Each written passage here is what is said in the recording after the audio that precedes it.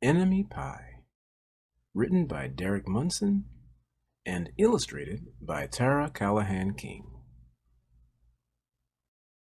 It should have been a perfect summer. My dad helped me build a treehouse in our backyard. My sister was at camp for 3 whole weeks, and I was on the best baseball team in town. It should have been a perfect summer, but it wasn't. It was all good until Jeremy Ross moved into the neighborhood, right next door to my best friend Stanley. I did not like Jeremy Ross.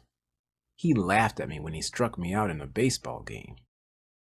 He had a party on his trampoline and I wasn't even invited. But my best friend Stanley was. Jeremy Ross was the one and only person on my enemy list. I never even had an enemy list until he moved into the neighborhood. But as soon as he came along, I needed one. I hung it up on my treehouse where Jeremy Ross was not allowed to go. Dad understood stuff like enemies. He told me that when he was my age, he had enemies too, but he knew of a way to get rid of them. I asked him to tell me how. "Tell you how? I'll show you how," he said. He pulled a really old recipe book off the kitchen shelf. Inside, there was a worn-out scrap of paper with faded writing. Dad held it up and squinted at it. "Enemy pie," he said, satisfied. You may be wondering what exactly is in enemy pie. I was wondering too. But Dad said the recipe was so secret, he couldn't even tell me. I decided it must be magic. I begged him to tell me something, anything. "I will tell you this," he said. "Enemy pie is the fastest known way to get rid of enemies." Now, of course, this got my mind going. What kinds of things, disgusting things, would I put into a pie for an enemy? I brought Dad some weeds from the garden, but he just shook his head. I brought him earthworms and rocks, but he didn't think he'd need those. I gave him the gum I'd been chewing on all morning. He gave it right back to me. I went out to play alone. I shot baskets until the ball got stuck on the roof. I threw a boomerang that never came back to me. And all the while, I listened to the sounds of my dad chopping and stirring and blending the ingredients of enemy pie. This could be a great summer after all. Enemy pie was going to be awful. I tried to imagine how horrible it must smell, or worse yet, what it would look like. But when I was in the backyard looking for ladybugs, I smelled something really, really good. And as far as I could tell, it was coming from our kitchen. I was a bit confused. I went in to ask Dad what was wrong. Enemy pie shouldn't smell this good. But Dad was smart. If enemy pie smelled bad, your enemy would never eat it, he said. I could tell he'd made enemy pie before. The buzzer rang, and Dad put on the oven mitts and pulled the pie out of the oven. It looked like plain old pie. It looked good enough to eat. I was catching on, but still, I wasn't really sure how this enemy pie worked. What exactly did it do to enemies? Maybe it made their hair fall out, or their breath stinky. Maybe it made bullies cry. I asked Dad, but he was no help. He wouldn't tell me a thing. But while the pie cooled, he filled me in on my job. He talked quietly. There is one part of enemy pie that I can't do. In order for it to work, you need to spend a day with your enemy. Even worse, you have to be nice to him. It's not easy, but that's the only way that enemy pie can work. Are you sure you want to go through with this? Of course I was. It sounded horrible. It was scary, but it was worth a try. All I had to do was spend one day with Jeremy Ross. Then he'd be out of my hair for the rest of my life. I rode my bike to his house and knocked on the door. When Jeremy opened the door, he seemed surprised. He stood on the other side of the screen door and looked at me, waiting for me to say something. I was nervous. "Can you play?"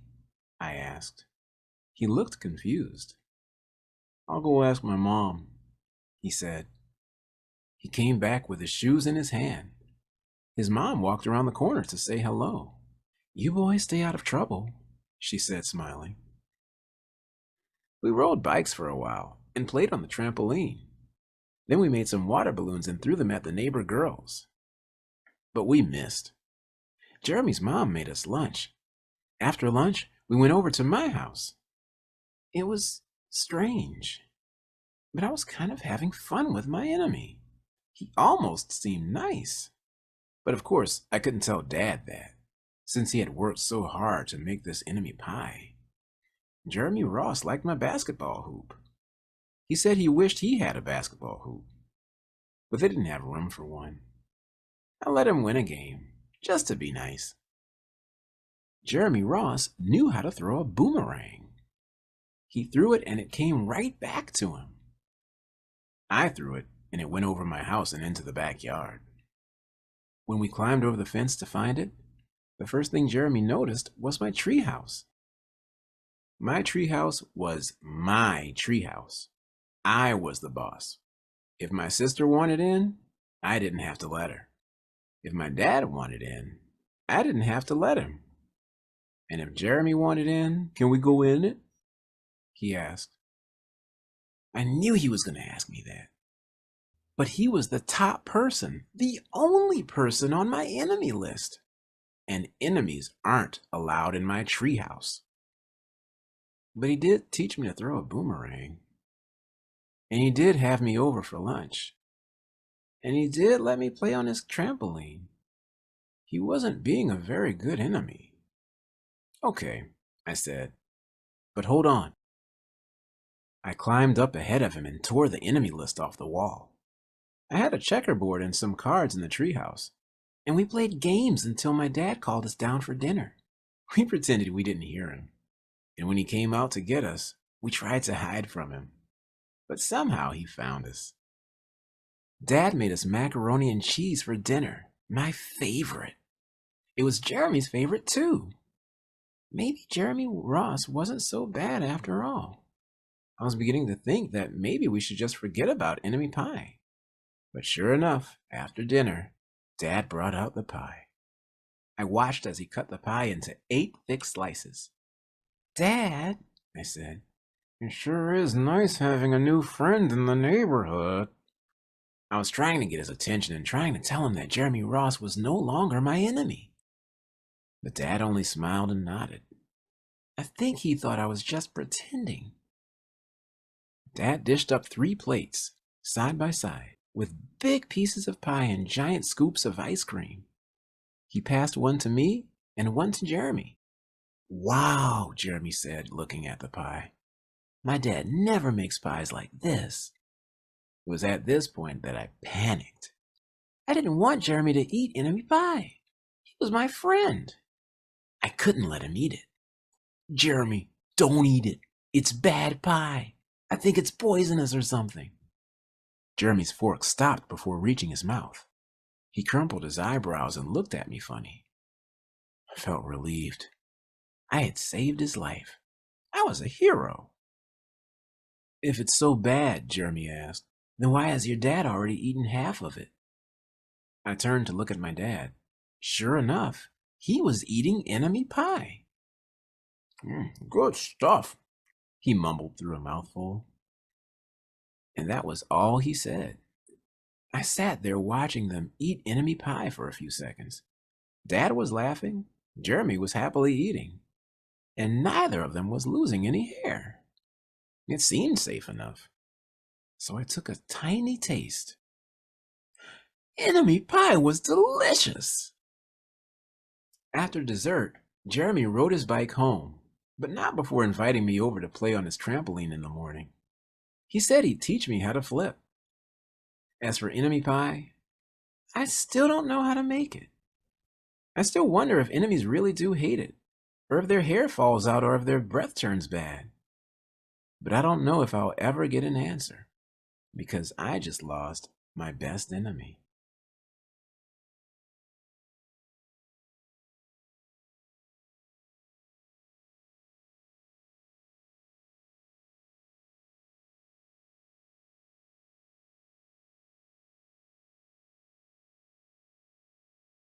Hey, friendly readers, if you like what you see, please hit like and subscribe. And if you're feeling generous, just click on the button where you can donate, and then you can contribute to produce more things like read-alouds, drawing tutorials, virtual field trips, cartoons, and more. Just go to StoryJ Storytime, and I'll see you next time.